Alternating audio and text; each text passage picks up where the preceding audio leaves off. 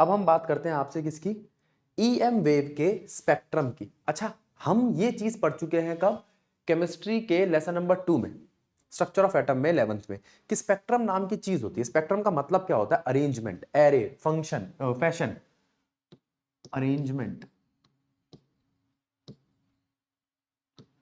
Array या fashion किसका, waves का, कहलाता है स्पेक्ट्रम। अब ये अरेंजमेंट का मतलब क्या हुआ, या तो increasing wavelength with decreasing frequency, या decreasing wavelength with increasing frequency. इस बात पे ध्यान दो, ये अरेंजमेंट है वेवलेंथ और फ्रीक्वेंसी का, वेवलेंथ और फ्रीक्वेंसी का। अगर वेवलेंथ इंक्रीज कर रही होगी तो फ्रीक्वेंसी डिक्रीज कर रही होगी, फ्रीक्वेंसी इंक्रीज कर रही होगी तो वेवलेंथ डिक्रीज कर रही होगी। और हमारे पास कौन सी आती है ये वेव्स, रेडियो वेव। ठीक है, इनके इनिशियल्स पकड़ के रखना, माइक्रोवेव, इंफ्रारेड रे, विजिबल लाइट, अल्ट्रावायलेट, एक्स-रे और गामा रेज। अब ये सारी जितनी भी आपकी ईएम वेव्स हैं, इलेक्ट्रोमैग्नेटिक वेव्स हैं, एक तो इनकी प्रॉपर्टीज आती है, ठीक है, और दूसरी बात आती है कि आपको ये इसी फैशन में याद होनी चाहिए, इसी पैटर्न में याद होनी चाहिए। तो ये इसको याद करने के लिए हमने एक याद करने के लिए बना लिया, rich man in Victoria use extra gold coin. Rich man in Victoria use extra gold coin. अब जरा ध्यान दो, रिच से रेडियो वेव आर का, ठीक है, मैन के एम से माइक्रोवेव, यहां इन से इंफ्रारेड रे, ठीक है, वी से visible light, use UV ray, x extra रे, एक्स रे, और गोल्ड कॉइन से गामा रे। ठीक है, हो गया, आपका काम चल गया। तो इसको याद करना है आपको, और इसी तरीके से याद करना है जिससे मैं अगला वाला स्टेप बता सकूं। अगला वाला स्टेप क्या है, इनकी फ्रीक्वेंसीज भी याद होनी चाहिए। आओ भाई फ्रीक्वेंसीज देखते हैं। तो हमने देखा कि भैया जो ईएम वेव्स है उनके अंदर रेडियो वेव आती है, माइक्रोवेव आती है, इंफ्रारेड रे वेव आती है, विजिबल लाइट आती है, यूवी रे आती है, एक्स रे आती है, गामा रे आती है। और इनकी रेडियो वेव से गामा रेस तक फ्रीक्वेंसी इंक्रीज करती है। फ्रीक्वेंसी क्या करती है, जरा ध्यान दो, फ्रीक्वेंसी क्या करती है, इंक्रीज, और वेवलेंथ क्या करती है, डिक्रीज। अब किसी बच्चे ने कहा कि भैया मुझे पता ही नहीं फ्रीक्वेंसी और वेवलेंथ में क्या रिलेशन है, तो हम ये बता दें आपको कि फ्रीक्वेंसी का एनर्जी के साथ एक रिलेशन हुआ कर, फ्रीक्वेंसी और वेवलेंथ का रिलेशन जो है वो है वेलोसिटी ऑफ ईएम वेव के साथ। ये क्या है, वेलोसिटी ऑफ लाइट, और लाइट क्या है आपकी, एक ईएम वेव। और आप जानते हो वेलोसिटी ऑफ लाइट किसी पर्टिकुलर मीडियम में कांस्टेंट होती है, जैसे वैक्यूम में 3 × 10⁸ मीटर पर सेकेंड। उसका हिसाब लाया, हमने लगाया, तो पता चला कि फ्रीक्वेंसी जो है वो है c/λ, या वेवलेंथ जो है वो है c/फ्रीक्वेंसी। अगर इन दोनों को देखूं तो यहां से पता चलता है फ्रीक्वेंसी का क्या रिलेशन है वेवलेंथ के साथ, इनवर्स। ये बात ध्यान रखना, ठीक है। कुछ एक आध फॉर्मूले और पिछले साल के लिख देता हूं। वेव नंबर वो होता है 1/λ, और एक होता है आपका फ्रीक्वेंसी होता है 1 टाइम पीरियड, एक होता है आपका k, वो होता है 2π/λ, और एक होता है आपका ओमेगा, वो होता है 2π टाइम पीरियड। ठीक है, ये सारे वेव के कुछ फॉर्मूलाज हैं, इनको ध्यान रखना, बेसिक फॉर्मूलाज है। अब वापस आते हैं हम यहां पर फ्रीक्वेंसीज को। अब बच्चे कहते हैं भैया ये 1.5 करोड़ फ्रीक्वेंसी लिख दी, इनको कौन याद करेगा। ठीक है, पेपर तुम्हारा है, मैं थोड़ी याद करूंगा, तुम ही करोगे। तो फ्रीक्वेंसी हमारी कौन कौन सी, जरा ध्यान दो, क्या लिखा है ये। एक इसको तो याद कर लो, 10⁹ से लेकर 10⁻19 तक चलेगी। 3 × 10⁹ से स्टार्ट हुई थी, कहां तक गई, और बड़ी जल्दी याद हो जाएगा आपको। 9 से 19 याद हो गया ना, ठीक है। एक तो एक जैसे नंबर जब होते हैं ना हमें जल्दी याद होता है। 3 × 10⁹ से स्टार्ट हुई, 3 × 10⁻19 तक गई। अब मैं पेन बदल रहा हूं और इनके बीच के डिफरेंस लिख रहा हूं, जरा आप ध्यान देना। यहां पर पावर का फर्क आया 2। एक तो ये ना 10 की पावर को ही याद रखना जरूरी है, 2, फिर यहां पर आया 3, फिर कुछ नहीं, फिर 2, और फिर 3। अब याद होने, अब हो जाएगी याद। अगर 10⁹ याद कर ली तो 10⁹ से 10⁻11, 10⁻11 से 10⁻14 हो गई याद। फिर उसके बाद 10⁻14 से 10⁻16, और 10⁻16 से 10⁻19। हाँ, ये याद करना जरूरी है कि विजिबल लाइट की पावर चेंज नहीं होती, 4 इंटू 10 की पावर 14 से 7.5 इंटू 10 की पावर 14 हर्ट्ज तक होती है। इसका दायरा बहुत छोटा होता है, चाहे तो इसकी वेवलेंथ भी देख लो। याद करो 450 से 700, कुछ 400 से 700 भी बोलते हैं, उससे फर्क नहीं पड़ता। 400 से 700 नैनोमीटर बहुत छोटी रेंज होती है विजिबल लाइट की। ठीक है, अब याद करने का एक और तरीका भी आपको पता होगा, इसको हम विबग्योर बोलते हैं, है ना। तो विबग्योर में आर से भी छोटा कौन है? इंफ्रारेड। इंफ्रा मतलब होता है छोटा, और वॉयलेट से भी बड़ा कौन है? Ultraviolet. ठीक है, विजिबल लाइट से छोटे कौन होंगे? इंफ्रारेड। और विजिबल लाइट से बड़े कौन होंगे? Ultraviolet. इसको नाम ही इस तरीके से दिया गया, अल्ट्रा मतलब समझते हो, बड़ा। ठीक है, कहते ना ये तो गधा है, वो अल्ट्रा गधा है, या ये सी है, वो अल्ट्रा सी है, समझते हो ना, सुंदर, सी से सुंदर। तो वो कह रहा है, तो अल्ट्रा वायलेट का मतलब क्या हुआ? वायलेट से बड़ा। इंफ्रारेड का मतलब क्या हुआ? रेड से छोटा। इस तरीके से याद कर लेना, एक्स रे, गामा रे। फिर यहां एक मैं मार्जिन डाल के छोड़ रहा हूं, रेडियो वेव, माइक्रोवेव, इंफ्रारेड रे, विजिबल लाइट से इतना खतरा नहीं है जितना इनसे। ठीक है, अल्ट्रावायलेट रे, एक्स रे, गामा रे, ये थोड़ी खतरनाक है। अब इनसे इनके यूजेस भी पता चलेंगे, और यही पता चलेगा कि हमें अल्ट्रावायलेट रे से बच के रहना चाहिए, गामा रे से बच के रहना चाहिए। ठीक है, नहीं तो तुम कभी भी हल्क बन सकते हो। एक्सरे ज्यादा यूज नहीं करते। अब ये कहेगा भैया हड्डी टूट जाती है लेके जाना पड़ता है, हाँ, लेकिन बोला जाता है कि एक्सरे ज्यादा, हमें एक्सरे में ज्यादा नहीं रहना चाहिए। ठीक है, तो ये तीनों रे जो है क्यों खतरनाक है, पहला क्वेश्चन मेरा ये है आपसे, क्या दिक्कत है? रेज ही तो है, ऐसी क्या दिक्कत है? देखो इसके बाद आने तो यूजेस है, लेकिन मैं यूजेस से पहले आपको कुछ ये चीजें बता दूंगा। जैसे ये, क्या आपको ये फॉर्मूला पता है? आपने शायद पढ़ा होगा 11th क्लास में, E is equals to h nu. पता है फॉर्मूला? ये सुन रखा है, E is equal to h nu. तो अगर किसी की फ्रीक्वेंसी ज्यादा होगी तो उसमें एनर्जी भी ज्यादा होगी। एनर्जी ज्यादा होगी मतलब किसकी एनर्जी? Penetrating energy. पेनिट्रेटिंग मतलब भेदने की एनर्जी, भेदने की एनर्जी। तो इतनी ज्यादा होती है इनकी भेदने की एनर्जी कि हम ह्यूमन बॉडी को, या अच्छा अब कुछ छोटे छोटे बैक्टीरिया तो किल ही कर देती है। गामा रेज यूज की जाती है, ठीक है, अल्ट्रावायलेट रेज यूज की जाती है। अच्छा, तो हमने कहा कि ये बहुत खतरनाक होती है ये तीनों। एक तो ये बात ध्यान रखना, इसलिए मैंने पॉइंट बना दिया ये वाला, ये डेंजर, ये तीनों की तीनों हमारे लिए डेंजर है। ठीक है, बाकी स्पेक्ट्रम की हमें फ्रीक्वेंसीज याद करनी है। अब याद करनी है वेवलेंथ। वेवलेंथ इतनी बड़ी नहीं है, ज्यादातर आपको नैनोमीटर में दिखाई देगी, तो उतना मुश्किल नहीं होता। वहां पावर बहुत ज्यादा दिखती थी, इसलिए परेशानी होती है फ्रीक्वेंसी में। ठीक है, अच्छा हम कहां तक पहुंच गए थे? 3 इंटू 10 की पावर 9 से 4 इंटू 10 की पावर 11। मैं कह रहा हूं 3 और 4 नहीं याद रखते तो भी कोई खास फर्क नहीं पड़ता। फिर 4 इंटू 10 की पावर 11 से 4 इंटू 10 की पावर 14, यहां 2 का फर्क था, फिर 3 का फर्क आया। फिर ये वैल्यू याद रखनी है आपको, ये, क्योंकि यहां पे पावर का फर्क नहीं है। फिर उसके बाद बारी आती है 7.5 इंटू 10 की पावर 14 से 3 इंटू 10 की पावर 16 तक।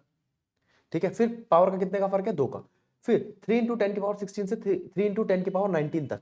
फिर उसके बाद ये क्या था?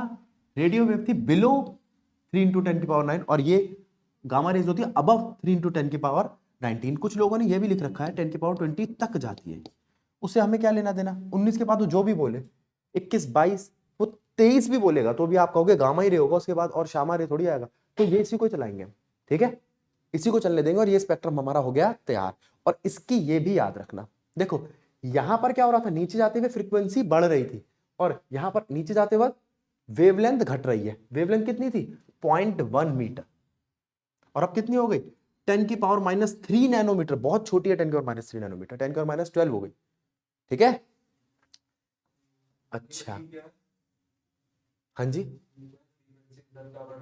ई एनर्जी, फ्रीक्वेंसी भी बढ़ेगी और एनर्जी बढ़ेगी, इसी को मैंने यहां बताया आपको। फ्रीक्वेंसी और एनर्जी का रिलेशन कैसा है, ये देखो, फ्रीक्वेंसी के साथ साथ एनर्जी बढ़ेगी, इस बात को समझो। फिर हम आगे बढ़ते हैं। अब इसके बाद बारी आती है वेव, हम जानते हैं, ठीक है। अब ये भी देख लिया कि ईएम वेव क्या है।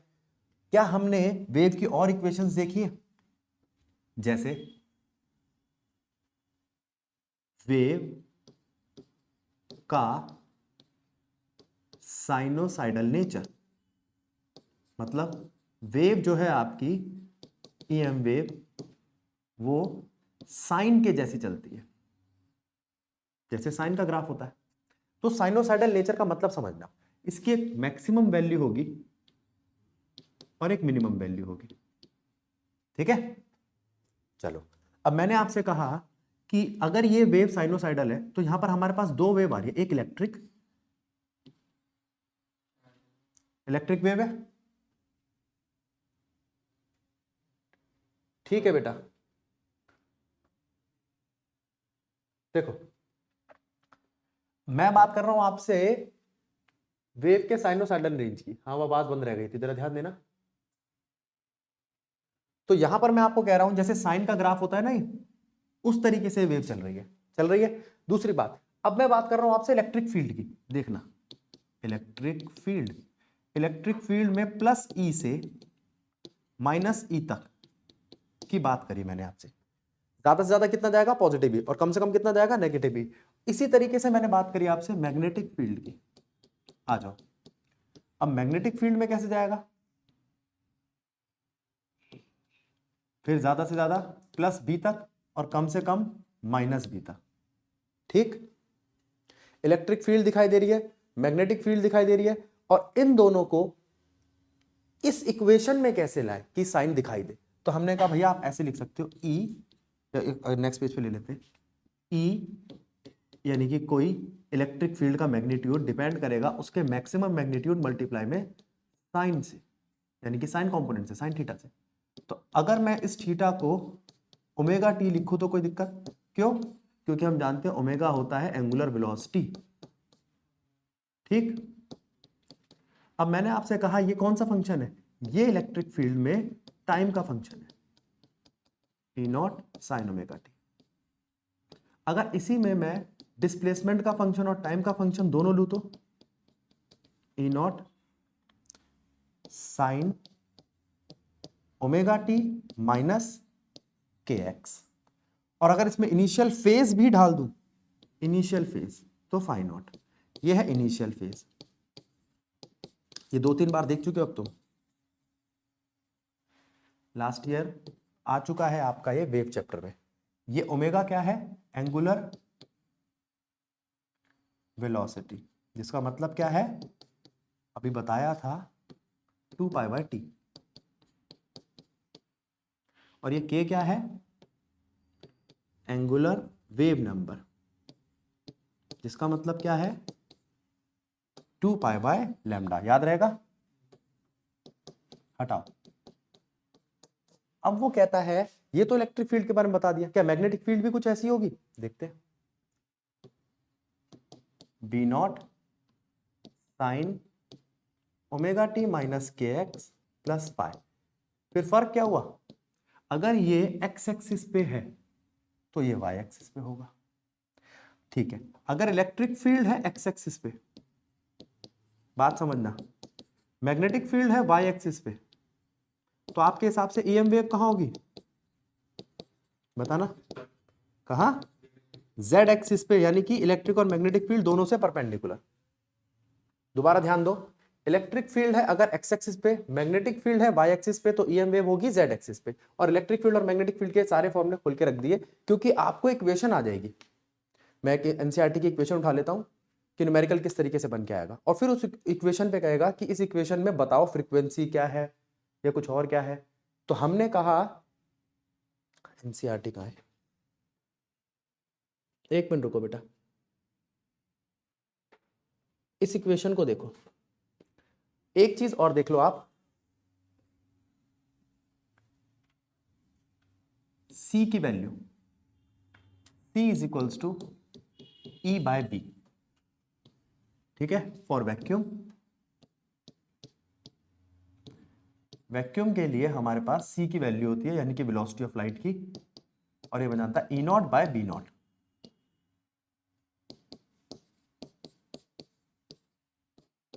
ठीक है। तो अगर कोई तुमसे कहे कि भैया मैंने आपको ई नॉट दे रखा, जरा बी नॉट ढूंढना, तो आप कहोगे बी नॉट होगा ई नॉट बाय सी।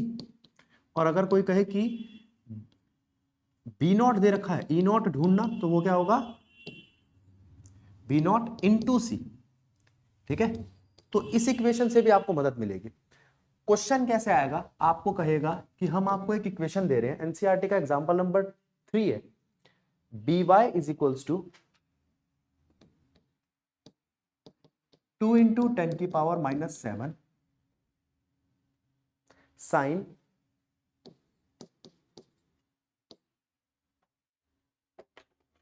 0.5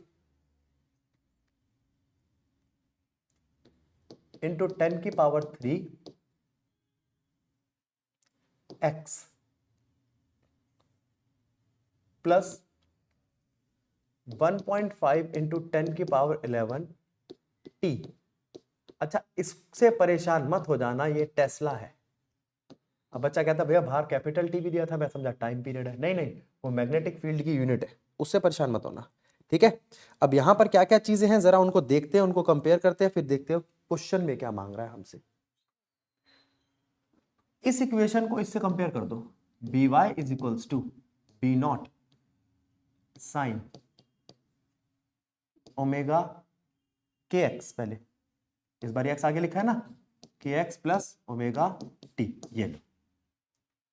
अब मेरा आपसे क्वेश्चन है कि क्या आपको बी नॉट दिख गया, के दिख गया, ओमेगा दिख गया। पहला क्वेश्चन वो मान लो पूछ ले बी नॉट बताओ क्या है, तो तुम कहोगे 2 इंटू 10 की पावर -7। के बताओ क्या है, तो होगा वो 0.5 इंटू 10 की पावर 3, ठीक है। अब के से अगर वो आगे ओमेगा पूछ ले, ओमेगा ओमेगा क्या है 1.5 इंटू 10 की पावर 11। अब के से वो आगे पूछ सकता है, के होता है 2 पाई बाय लैम्डा, पूछ सकता है वेवलेंथ क्या है, तो आप कहोगे वेवलेंथ है 2 पाई बाय के। और यहीं से वो आगे पूछ सकता है ओमेगा से 2 पाई बाय टी, टी क्या है, तो आप कहोगे टी है 2 पाई बाय ओमेगा। के है आपके पास, ओमेगा है आपके पास, तो टाइम पीरियड आ जाएगा। तो यहां से आपके पास वेव लेंथ और टाइम पीरियड भी आ गया, गलत है। फिर दोबारा समझो, बी वाई समझ में आ गया हमें। अब वो कहता है इसी से आप निकालो इलेक्ट्रिक फील्ड की भी इक्वेशन, ठीक है।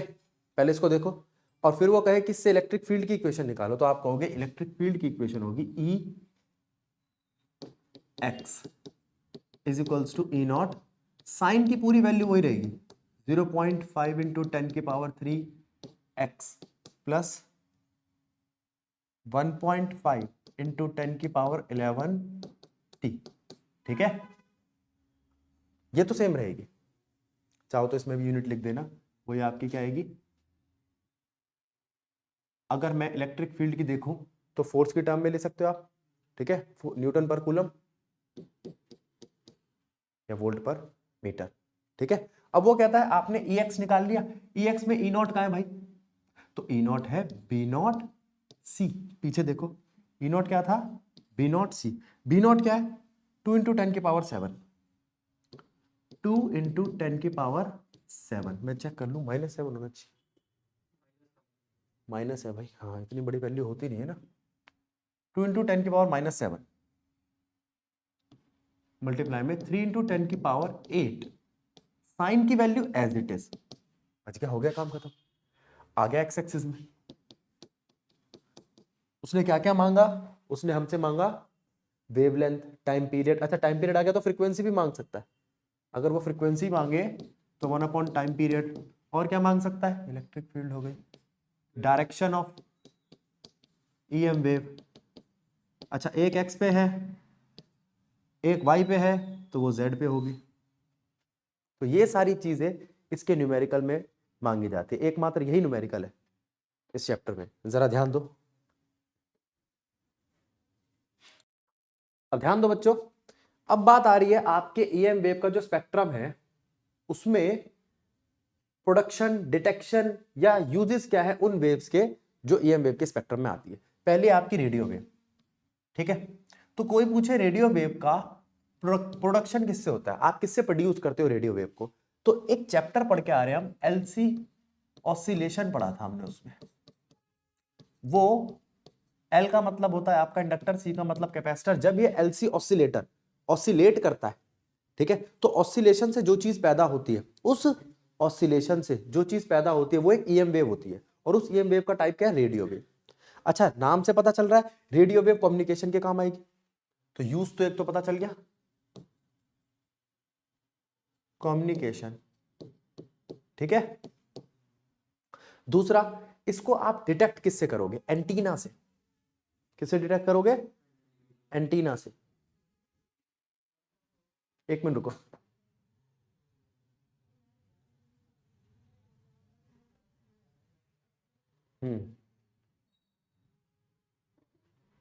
एरियल्स लिखा है एनसीईआरटी ने,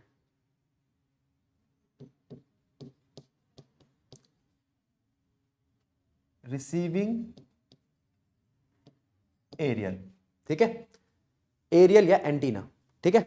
अब यहां पर मैं आपसे बात कर रहा हूं किस चीज की?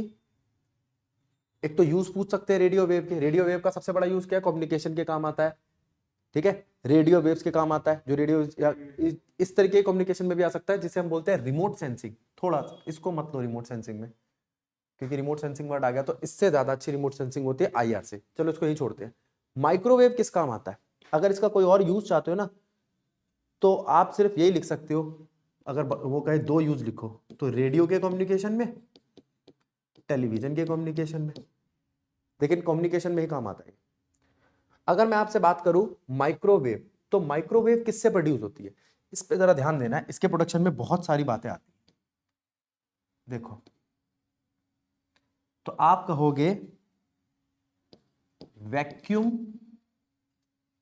वेल्व, वैक्यूम वेल्व से, जिसमें नाम आते हैं klystron, klystron valve, magnetron valve. Valve कौन सा समझते हो? वेसल, खाली जगह, एक बर्तन। हाँ, एक ट्यूब, बिल्कुल ठीक, ट्यूब ज्यादा अच्छा वर्ड है, ठीक है। और कोई ऐसी चीज जिससे ये होता हो तो देख लेता हूं मैं। हाँ, गन डायोड, गन डायोड। अब जरा ध्यान दो, तो वैक्यूम वेल्व बोल लो, क्लिस्ट्रॉन वेल्व बोल लो, मैग्नेटोन वेल्व बोल लो, या गन डायोड, ये प्रोडक्शन करते हैं माइक्रोवेव की। कर दी प्रोडक्शन। उसके बाद ये डिटेक्ट किससे होते हैं? तो वो कहता है इनको डिटेक्ट करने के लिए हम किस चीज का इस्तेमाल कर सकते हैं?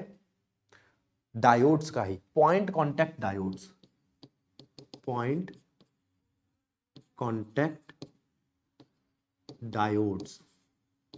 इसका मतलब एक पॉइंट पर रिसीविंग डायोड होंगे, एक पॉइंट पर एमिटिंग डायोड होंगे। एक ईएम वेव को एमिट करेगा, एक रिसीव करेगा। जो रिसीव करेगा वो क्या करेगा? डिटेक्ट भी करेगा कि यहां से माइक्रोवेव आ रही है कि नहीं आ रही। दूसरी बात, यूजेस अवन,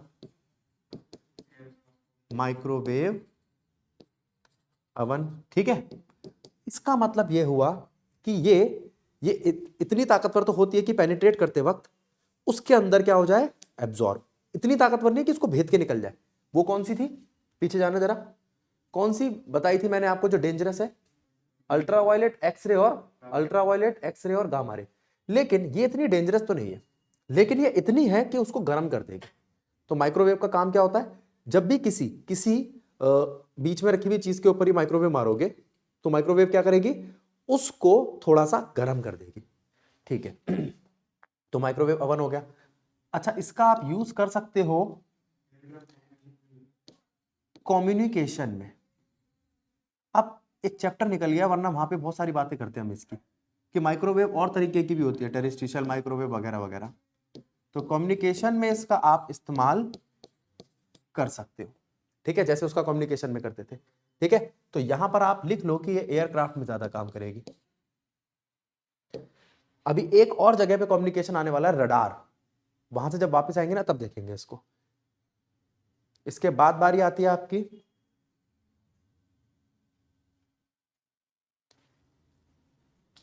इंफ्रारेड रे, ठीक है, आईआर। अब इसको आप प्रोड्यूस किससे करोगे?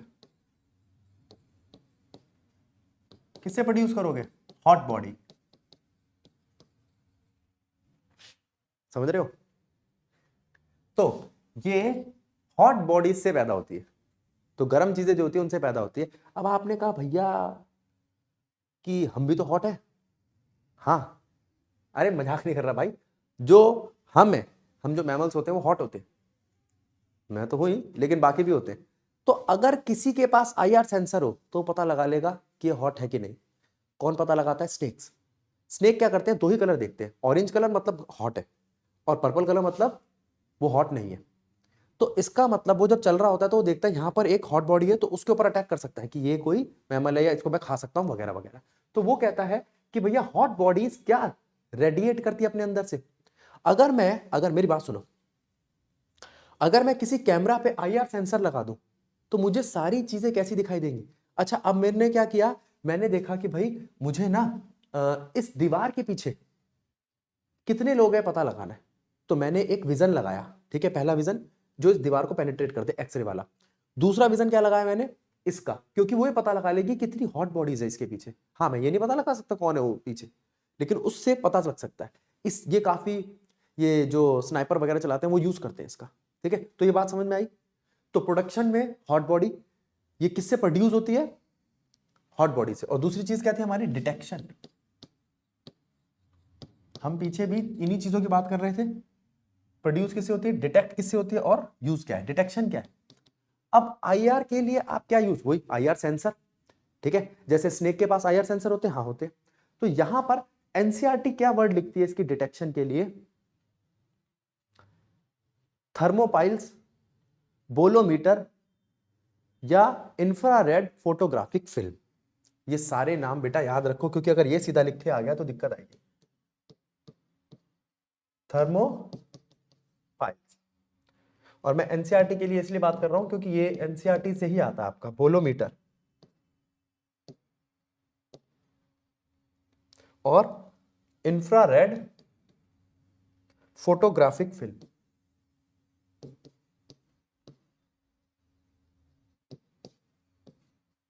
ठीक। अच्छा, डिटेक्शन हो गई, uses, production, hot body. Hot body के साथ साथ NCERT ने एक और बात लिख रखी है, वाइब्रेशन ऑफ एटम और मॉलिक्यूल। वाइब्रेशन ऑफ एटम और मॉलिक्यूल्स, मैं जगह बना लूं पहले। तो आपको क्या लगता है, ये हॉट बॉडीज जो होती है उनके अंदर वाइब्रेशन हो रही होती है एटम्स और मॉलिक्यूल्स की? हाँ, वाइब्रेशन ऑफ एटम और मॉलिक्यूल। उसने ये नहीं बोला इलेक्ट्रॉन, मॉलिक्यूल्स। अभी हम इलेक्ट्रॉन को भी एक पोजीशन से दूसरी पोजीशन पे लेके जाएंगे विजिबल लाइट के लिए। तो ये हो गया, और इसके यूजेस क्या है, लो रेंज कम्युनिकेशन। अब ये क्या होता है, इसका मतलब बताता हूं मैं, रिमोट सेंसिंग, रिमोट सेंसिंग। अब ये रिमोट सेंसिंग क्या होता है, मैं एक रिमोट दबाऊं तो रिमोट के, देखता हूं मैं, मेरे पास रिमोट है, गरीब वाला रिमोट है, तो ऐसा कोई रिमोट जिसके आगे LED दिख रही है, ये है, देखा, हाँ। देखो, इस रिमोट के आगे एक छोटी सी LED है, बात को समझो। इस रिमोट के आगे जो छोटी सी LED है ना, इस LED से रे निकलेगी, इसे LED से रे निकलेगी और रिसीविंग पॉइंट पर जाके रिसीव होगी। अब आपने अपने घर में टीवी देखा होगा, उस टीवी में एक रिसीविंग पॉइंट होता है, जैसे ये रहा, ठीक है। और थोड़ा सा नीचे करके दिखाना पड़ेगा हमें, दूसरा रिमोट का है, देखो ये वो पॉइंट है, ये रिसीविंग पॉइंट है। इसको देखोगे ना, ये जो ब्लैक ब्लैक कलर का बना हुआ है, ये रिसीविंग पॉइंट है, इस पे रिसीव होगी, ठीक। इस पे रिसीव होगी इस LED से निकली हुई रे। आ जाओ, मैं एक बार इसको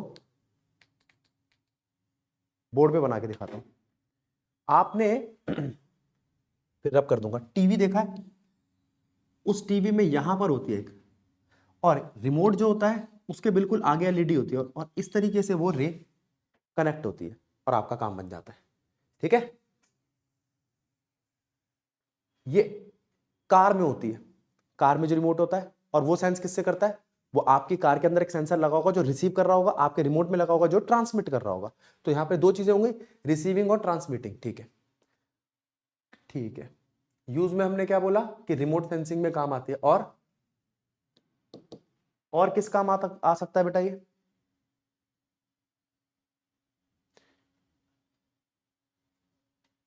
नाइट विजन कैमराज में। अब ये नाइट विजन कहां यूज होता है? जंगल में, जहां पर लाइट बहुत कम होती है, वहां आपको देखना हो, मान लो जानवरों को ही देखना है, अब कोई सर्च कर रहा है कि भाई रात को जानवर कैसे कैसे क्या क्या करते हैं, तो वो कैमरे लगा के रख देगा, तो उस कैमरे को दिखाई कहां से देगा, क्योंकि उसके पास तो इंटेंसिटी है नहीं, लाइट तो आ नहीं रही, तो वो क्या लगाएगा, वो इंफ्रारेड रे की मदद लेगा। अच्छा, अब तुम कहोगे भैया वहां लाइट लगा दे, हाँ, जिससे सारे जानवर भाग जाए। नहीं, वो क्या देखना चाहता है कि रात को जानवर क्या करते हैं, ये थोड़ी देखना चाहता है कि रात को जानवर परेशान कैसे होते हैं। लाइट लगा दो कि जानवर परेशान रहेगा, यार रोज तो सूरज चला जाता है, आज यहीं बैठा और नजदीक हो रहा गया, वो बेचारे जानवर को क्या पता परेशान हो जाएगा। तो उसको परेशान नहीं करना, हमें बस उसको ये देखना है कि वो करते क्या है, तो उसके लिए ये नाइट विजन कैमरास में लगाया जाता है। Green house effect. अच्छा, ग्रीन ग्रीन का मतलब समझते हो आप क्या? ग्रीन हाउस का मतलब बताता हूं। ग्रीन का मतलब होता है ग्रीनरी तुम्हारी, उसका हाउस बना दिया। क्यों बना दिया उसका हाउस? क्योंकि हम उन जगहों की बात कर रहे हैं जहां ठंड बहुत पड़ती है, वहां इतनी ठंड पड़ती है कि ग्रीनरी खत्म हो जाती है। तो हमने क्या किया, उसको पैक कर दिया, पैक करके शीशों से लाइट आ तो पा रही है लेकिन बाहर नहीं जा पा रही। ठीक है, कौन सी लाइट आ रही है? अंदर अल्ट्रा वायलेट रे आ रही है, और अंदर ही रह जाती है, तो जिससे एक अच्छा एटमॉस्फेयर मिलता है, जिससे वो ग्रो करने लगते हैं। हर फसल को उगने के लिए एक पर्टिकुलर टेम्परेचर चाहिए, तो ये ग्रीन हाउस इफेक्ट पैदा करने मदद करती है, कि ग्रीन हाउस इफेक्ट अगर पैदा करना हो तुम्हारे को। अब बारी आती है विजिबल लाइट की। विजिबल लाइट को आप प्रोड्यूस कैसे करोगे, प्रोडक्शन कैसे करोगे? तो केमिस्ट्री में आपने पढ़ा था कि इलेक्ट्रॉन को अपने ग्राउंड स्टेट से उठा के एक्साइटेड स्टेट पे लेके जाओ, जब वो वापस आएगा तो वो क्या छोड़ेगा? तो वो विजिबल लाइट या कलर देगा। इसे बोलते हैं एक्साइटेशन ऑफ एटम। ठीक है, जिसमें इलेक्ट्रॉन जो है ग्राउंड लेवल से एक्साइटेड लेवल पे जाता है, जब वापस आता है तब दिखाता है वो कलर। ठीक है, वापस आते वक्त वो एनर्जी छोड़ता है, और अभी बताया था एनर्जी क्या होती है? H new. और एनर्जी क्या होती है? EM wave. तो वो ईएम वेव की फॉर्म में या लाइट की फॉर्म में, विजिबल लाइट की फॉर्म में आपको एनर्जी देता है। ठीक है, अब विजिबल लाइट के बाद क्या आता है? अच्छा, इसकी डिटेक्शन। इसे डिटेक्ट किससे करोगे? आईज से। ठीक है, फोटोग्राफिक फिल्म से। ठीक है, समझो इसको। फोटो सेल भी बोल रहा है ये, एनसीईआरटी ने बोला फोटो सेल, फोटो सेल्स। और यूजेस क्या है लाइट का? यूज, लाइट की तो बहुत यूज है, फोटोसिंथेसिस के काम आती है, देखने के काम आती है। ठीक है,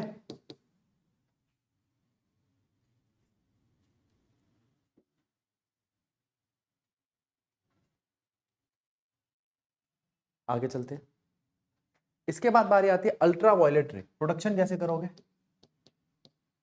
very hot object, very hot object. अब जो आपका ऑब्जेक्ट है बहुत हॉट होना चाहिए। कौन है? सन। कौन है? तो सन से प्रोड्यूस हो सकती है, हाँ, सन से अल्ट्रावायलेट भी पैदा होती है, और इंफ्रारेड भी पैदा होती है, और विजिबल लाइट भी पैदा होती है। हाँ, तो अगर हमें पैदा करनी हो अल्ट्रा वायलेट रेस, तो हम किसका इस्तेमाल करेंगे प्रोडक्शन के लिए? किसका इस्तेमाल करेंगे? Very hot object. और एनसीईआरटी क्या कहती है प्रोडक्शन में? Inner shell electron in atoms moving from energy level to lower level. आ जाओ, लिख लो। इनर शेल मतलब ये आउटर शेल नहीं है, inner shell electrons, inner shell electrons in atoms moving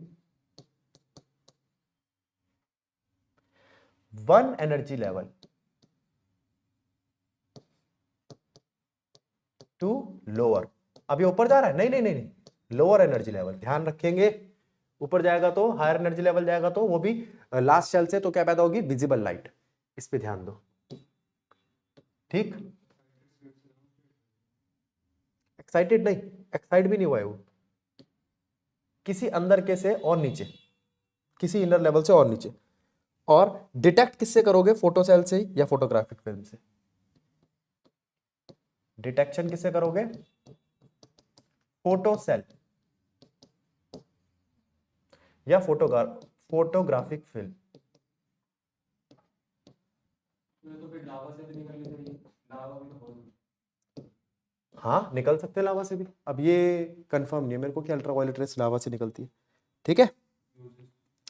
अच्छा, डिटेक्शन हो गई। यूज क्या है इसका? अब आगे आपकी डेंजर रेस। सबसे पहला यूज तो आप लिख दो, जर्म किल करने के यूजेस, जर्म्स किल करने के काम आती है। अब आप कहोगे ये कब सुना भैया, अब तो ये बाल्टी भर के यूज किया जा रहा है, ठीक है। क्या कहते हैं, कोरोना ना आ जाए, एक डब्बा लाओ जिसके अंदर अपना पहले मोबाइल रख दो फिर बंद कर दो।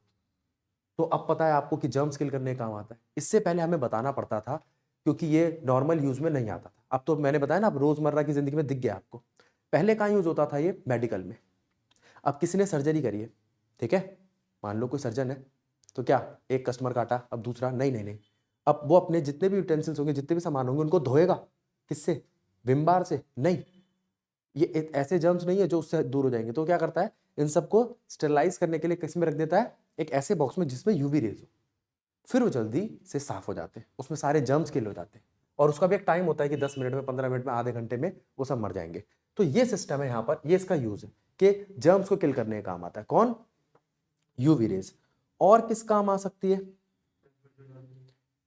यूवी रेज, और किसी काम आ सकती है, फिल्टर के तौर पे यूवी फिल्टर आते हैं, वाटर, पानी को साफ करने के, सुना होगा शायद आपने, है ना। हाँ, एक्वागार्ड, कैंटारो। तो फिंगरप्रिंट्स को डिटेक्ट करने के काम आती है। फिंगरप्रिंट जो होते हैं ना, उनको डिटेक्ट करने का काम आती है। ये मैं आपको इसलिए बता रहा हूं, हो सकता है कोई केस स्टडी वगैरह गलती से बन के आ गई तो। फिंगरप्रिंट जो होते हैं उनको डिटेक्ट करने का काम आती है। और डिटेक्ट क्या करने, डिटेक्ट करने का काम आती है ये कि कोई अगर आपको डॉक्यूमेंट दे रहा है, ये ओरिजिनल है कि नहीं, ठीक है। अब किसी ने पेंटिंग बनाई, अब वो एक तो उसने बनाई है और इतनी पुरानी हो गई है, इस वजह से वो एंटीक है, लेकिन उसकी कॉपी बननी चालू हो जाती है, ठीक है। अब मान लो कोई क्या, भाई मैं उसकी कॉपी बना सकता हूँ, पहली बार जिसने बनाई थी उसने तो दिमाग लगाया था, ये तो कॉपी मार रहा है, लेकिन उसके केमिकल और इसके केमिकल में फर्क होगा, डेटिंग में फर्क होगा, वगैरह वगैरह। वो सब आप किससे डिटेक्ट कर सकते हो, तो इसको बोलते हैं हम, फॉरेंसिक साइंस में काम आती है। एक मिनट बताता हूं, ठीक है। तो अल्ट्रावायलेट बता दिया। अब बारी आती है एक्सरे की। अगर मैं फास्ट मूविंग इलेक्ट्रॉन को, प्रोडक्शन किससे होगी, फास्ट मूविंग इलेक्ट्रॉन को किसी मेटल की सरफेस पे एब्जॉर्ब कराऊं by stopping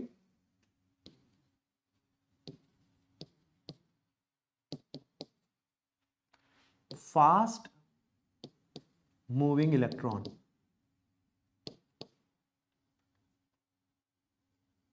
on metal sheet या बाय मेटल शीट, ठीक है। तो मेटल की शीट से अगर मैं रोकता हूं फास्ट मूविंग इलेक्ट्रॉन को, तो वहां पर एक्सरेज पैदा होने लगती है। क्या पैदा होने लगती है, एक्सरेज। मेटल टारगेट बोल लो इसको। अब एनसीईआरटी क्या कहती है, मैं बार बार एनसीईआरटी पे इसलिए जा रहा हूं क्योंकि ये एज इट इज लिखा आ जाएगा आपको एनसीईआरटी का, कि इससे डिटेक्शन होती है इसकी या प्रोडक्शन होती है इसकी। तो यहां पर लिखा है एक्सरे के लिए, एक्सरे ट्यूब और inner shell electron, X-ray tube और इनर शेल इलेक्ट्रॉन, इनसे पैदा होती है आपकी एक्सरे। और इस एक्सरे को हम किससे डिटेक्ट करेंगे, जीजर ट्यूब से या फोटोग्राफिक फिल्म से? डिटेक्शन किससे करेंगे इसकी, जीजर ट्यूब। स्पेलिंग देख लेना, पक्का गलत होगी मेरी वाली। जीजर ट्यूब और फोटोग्राफिक फिल्म, फोटोग्राफिक फिल्म। अब आपने अभी इतने तो बड़े हो गए हो, साइकिल चलाई है, स्कूटी चलानी सीखी है, टांग तो टूटी होगी, तो वहां इसका यूज दिख जाता है फ्रैक्चर में। ठीक है, तो डिटेक्ट करने में कि फ्रैक्चर हुआ है कि नहीं हुआ, तो हमारी बोन के फ्रैक्चर में ये डिटेक्ट करने में मदद करती है, तो उसको हम एक्सरे ही बोलते हैं।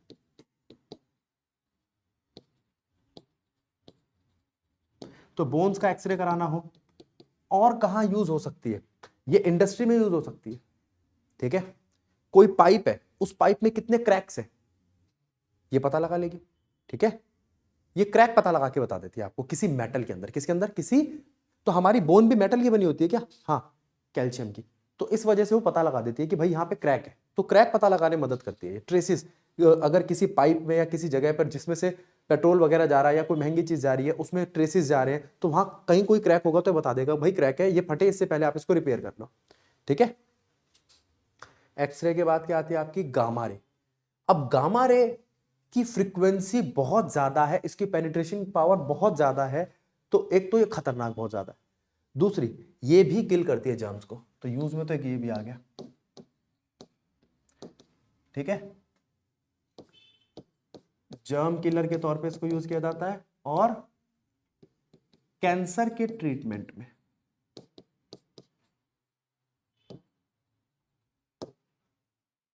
प्रोडक्शन किससे करोगे, न्यूक्लियस से प्रोडक्शन करोगे। किससे प्रोडक्शन करोगे, न्यूक्लियस से। ये क्या है, गामा रे क्या है, अल्फा रे, बीटा रे, गामा रे क्या होती है, रेडियो एक्टिव वेव। एक रेडियो एक्टिव डिसइंटीग्रेशन, डिसइंटीग्रेशन होता है किसका, बड़े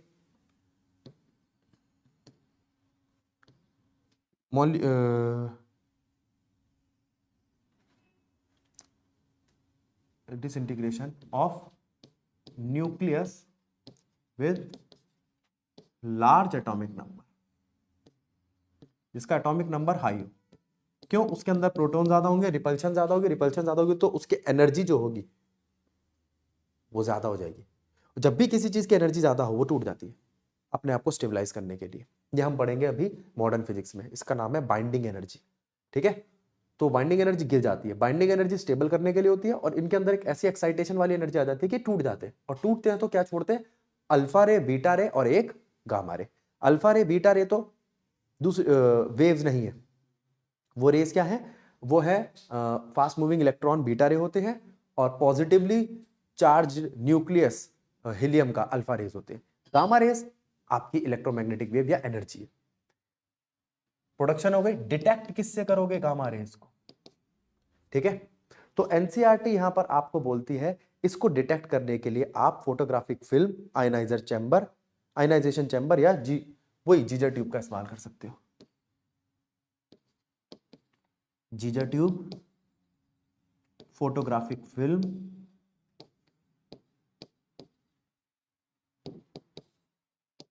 या आयनाइजेशन चैम्बर। ये आयनाइजेशन चैम्बर एक्सरे में भी डाल लो, हाँ डालो।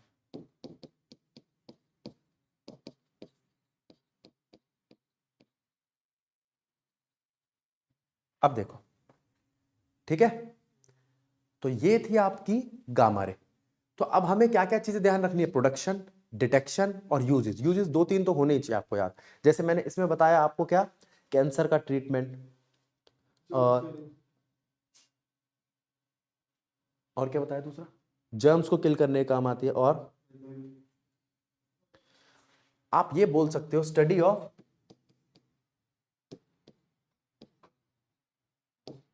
स्टेबिलिटी ऑफ न्यूक्लियस, क्योंकि न्यूक्लियस टूट जाता है अगर गामा रे जल्दी निकल रही है तो, और लैटिस स्ट्रक्चर पता लगाने में, किसी सॉलिड का लैटिस स्ट्रक्चर कैसा है ये पता लगाने में भी हमें गामा रेज मदद करती है। मैं इसलिए बोल रहा हूं, ये नाम लिखा आ जाएगा, क्वेश्चन ऐसे आएगा, एक ईएम वेव स्पेक्ट्रम की एक वेव ऐसी है जो लैटिस स्ट्रक्चर पता लगाने में मदद करती है। पहला क्वेश्चन आ गया। अब आपको भैया ये नहीं पता बाकी के सारे क्वेश्चन आते हैं, बाकी के कहाँ से आएंगे, उसी वेव की वेवलेंथ बताओ, उसी वेव के 2 क्वेश्चन बताओ और 2 यूजेस, और ये बताओ कि उसी वेव को आप प्रोड्यूस किससे करोगे और उसी वेव को आप डिटेक्ट किससे करोगे। ठीक है, 3 नंबर का क्वेश्चन आ गया और आपका लग गया 0, क्योंकि आपको ये नहीं पता था। इसलिए मैं कह रहा हूं आप ये नहीं कह सकते एक यूज छोड़ दो, जितना हो सके ज्यादा से ज्यादा यूज निकालो। मैंने जितने लिखे हैं वो तो ठीक है, बाकी आपको नोट्स में मिल जाएंगे। कोशिश करिए मैंने 4-5 यूज तो सबके दिखे, क्योंकि कोई भी यूज उठा के दे देगा। और थोड़ा सा अपना दिमाग चला लेना, जैसे मैंने आपको बताया आखिरी की 3 डेंजर होती है, तो कभी आ जाए कि जर्म किल करने कौन काम आता है, तो ये तीनों में से ही आएंगी। ठीक है, हाँ जर्म किल वाले में बहुत दिक्कत आती है कि गामा रेज भी लगती है जर्म किल में और ये भी लगती है। वैसे गामा रेज ना, और वो तो सिर्फ जर्म्स को नुकसान पहुंचाती है, यूवी रेज हमें भी पहुंचाती है यूवी रेज वैसे, ठीक है, लेकिन उतना नहीं, गामा रेज बहुत ज्यादा नुकसान पहुंचाती है। ठीक है, ठीक है, क्योंकि ये इनकी पेनिट्रेशन पावर बहुत ज्यादा होती है। तो यहां पे आपका टॉपिक वाइज ये चैप्टर समाप्त हो गया। कोशिश करूंगा कि एनसीईआरटी की एक वीडियो बना दूं जिसमें सारे एग्जांपल और एक्सरसाइज के क्वेश्चन हो। ठीक है, अभी के लिए ये वाला टॉपिक समाप्त, ये वाली वीडियो तो हो गई आपकी कंप्लीट।